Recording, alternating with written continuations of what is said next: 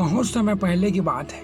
युद्ध में एक महान राजा को एक ऐसी परिस्थिति का सामना करना पड़ा था, या तो जीतो या फिर नष्ट हो जाओ। कुछ ऐसा ही स्थिति था और वही सिचुएशन, वही प्रॉब्लम उनके काल्पनिक सफलता को वास्तविक में बदला।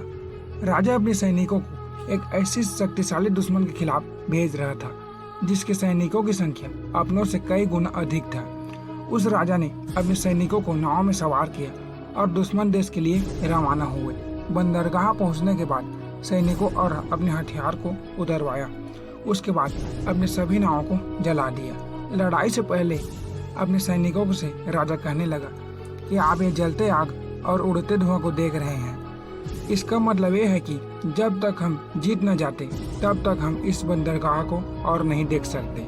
हमारे पास और कोई ऑप्शन ही नहीं है, या तो हम जीतेंगे या फिर नष्ट हो जाएंगे। और राजा का कथन सच हुआ। उनके सैनिकों ने दुश्मन देश के विशाल शक्तिशाली दुश्मनों को मार गिराया और वो युद्ध में जीत हासिल की। उनके युद्ध जीतने के बस एकमात्र ही रीजन था। उनके पास कोई और भी ऑप्शन ही नहीं था, बस ए ही ऑप्शन था। दोस्तों, जितना ज्यादा आप ऑप्शन रखेंगे ABCD, उतना ही आप फेल होने का चांस भी रखते जाएंगे।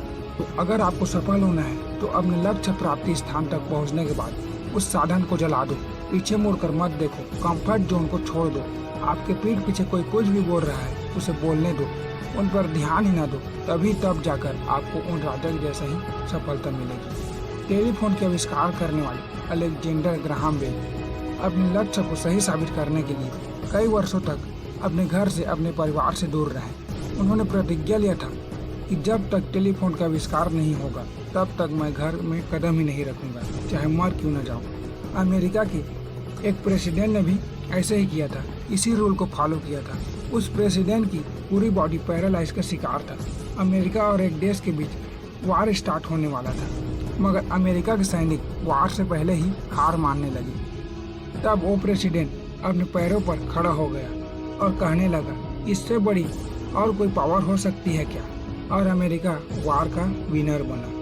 दोस्तों, आपके लाइफ में ऐसे हजारों समस्याएं आएंगे ही आएंगे। उस समस्याएं के पीछे कभी ना भागो। आपके पास एक ही ऑप्शन है, या जीतो या फिर नष्ट हो जाओ। जय हिंद।